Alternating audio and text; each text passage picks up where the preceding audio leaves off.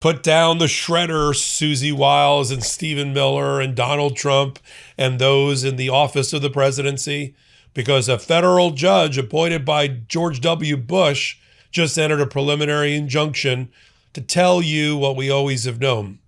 It's the People's Papers. The Presidential Records Act applies to the Trump administration. And even though Donald Trump tried to steal and got away with it because of the United States Supreme Court and him being elected president, stole 15 boxes of top secret classified and other presidential records after the first term, doesn't mean you get to do it again, or worse, that you get to have your Office of Legal Counsel, your lawyers, write a memo that gives you a hall pass to destroy documents. Stop, in the name of a preliminary injunction, as I like to say, and let's cover it right here on MeidasTouch and Legal AF. How many judges have I covered and their opinions that have led off their opinion or had it somewhere in the first page or two, a reference, a literary reference to Shakespeare, to the founding fathers, to the framers, to the Federalist Papers, to the Constitution, to George Orwell.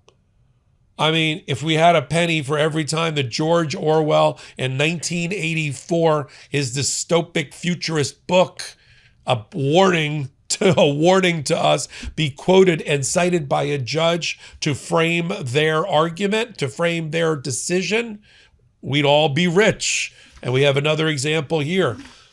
What's the issue? Before I get to the quotation from 1984, are you on the edge of your seat?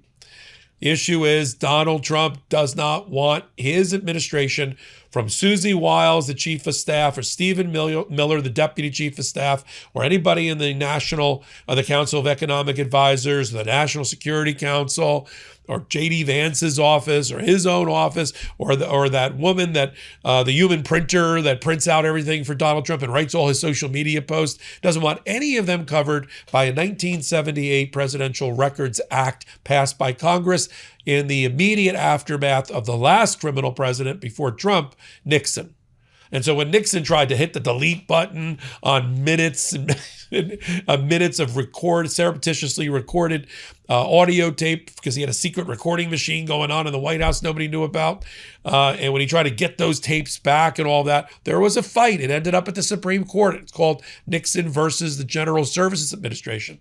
And there, I think once and for all, the Congress declared that the presidential records are effectively the people's papers, and that they can designate them as federal property to be reposited and go be deposited in a certain location for continuity, for preservation, for legacy, so that future presidents can look back on the mistakes or the successes of presidents at the time, so that historians can do their research, the people can know what happened during a presidency, and Congress can do appropriate oversight.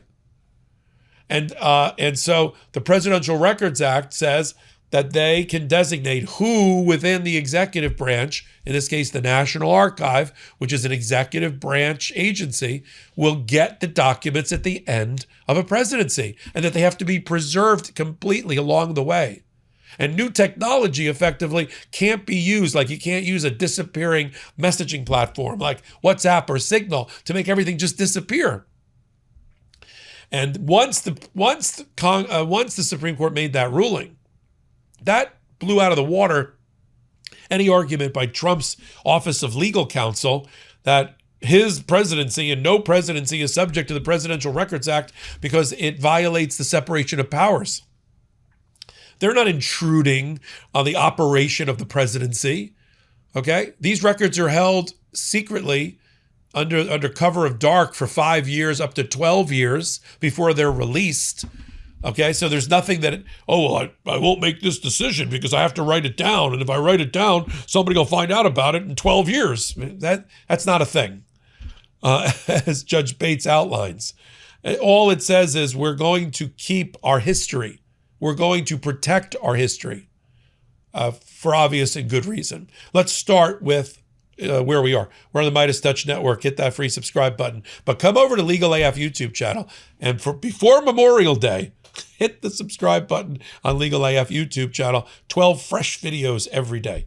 All right, let's get to the memorandum opinion by this Bush appointee. Starts, as I said at the top, with George Orwell. Who controls the past controls the future. Who controls the present controls the past. That's George Orwell, 1984, written in 1949. God, it's a message to today, is it not? That and a Shakespeare quote from The Tempest that he kind of bookends his opinion with, I think are very, very important. He continues, Judge Bates continues, perhaps with that lesson in mind, Congress enacted laws to ensure that government records are created, preserved, and made available to the public. Among those is the Presidential Records Act, which mandates the preservation of materials related to the official responsibilities of the president. In doing so, the act democratizes the history of an indispensable institution.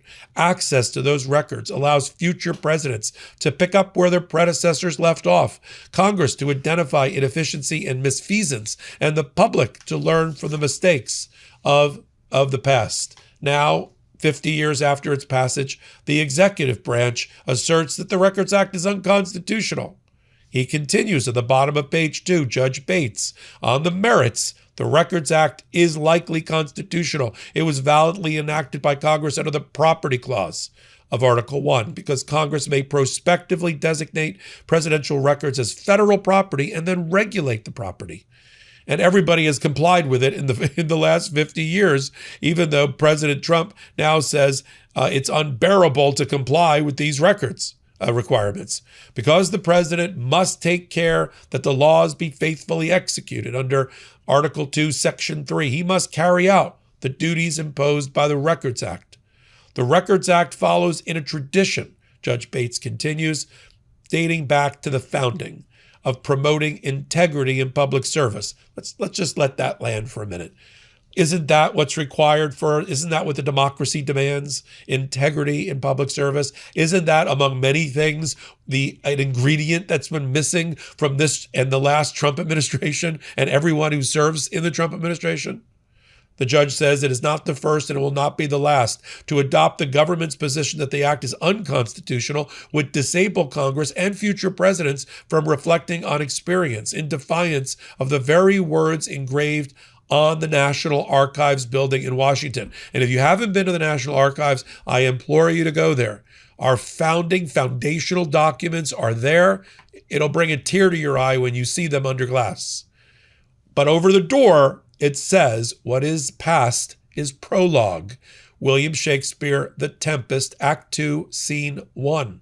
And while the presidency is a singularly important institution, that gravity does not free it from modest constraint, quite the opposite.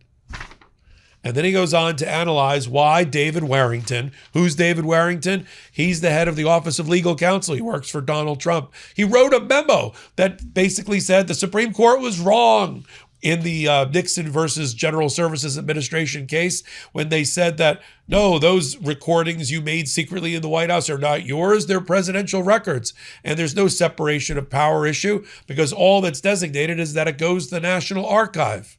And that's just a location issue, not a separation of powers issue. But Warrington said they were wrong. And then he issued, which the judge, I think, took some special delight in using just this year, in 2026, a records guidance as a replacement. Like, you're not subject, Susie Wiles and Stephen Miller and Donald Trump and J.D. Vance. You're not subject to a Records Act mandate by the Congress that's enforceable. We'll just do a prophylactic guidance. Yeah, it'd be nice if you kept a text. It'd be nice if you kept a document. You don't really have to. Really? The judge is like, that is inconsistent with the Presidential Records Act, and there's no overlap. So no, that's not going to be in compliance with your requirements. He then went through the judge, the ways that are built into the Records Act to protect the current president. These documents are not going to be revealed to the public for 5 years, up to 12 years, depending upon how the president designates the documents. but it stays in the executive branch with the National Archive and the National Archivist.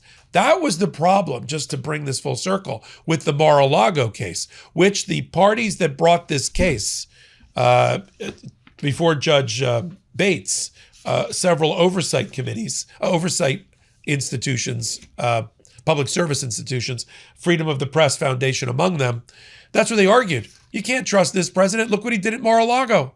He took with him 15 boxes of presidential records. He refused to return them despite voluntary requests and letters written by the National Archive. He hid the documents from his own lawyer so that they couldn't provide them to the National Archive.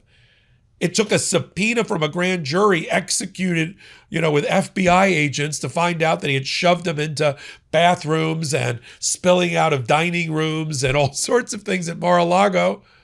And he claimed they were his. They were always his, or that he declassified them or something like that. And we all know that Donald Trump would have been convicted of espionage and obstruction of justice related to Mar-a-Lago and his theft of those documents had he not become president and the United States Supreme Court had not given him immunity. Immunity doesn't mean you didn't do it.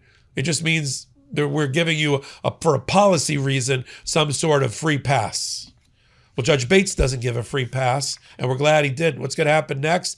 Bates is not going to stay the order or the opinion to allow time for an appeal, except it's not going to go into effect for another 4 days. So the 26th of May, the judge rules in his order. That's when this becomes in effect. And by the 28th of May, the White House has to tell the judge what they've done to make sure that his order is complied with. Let me read to you from the separate order that was issued.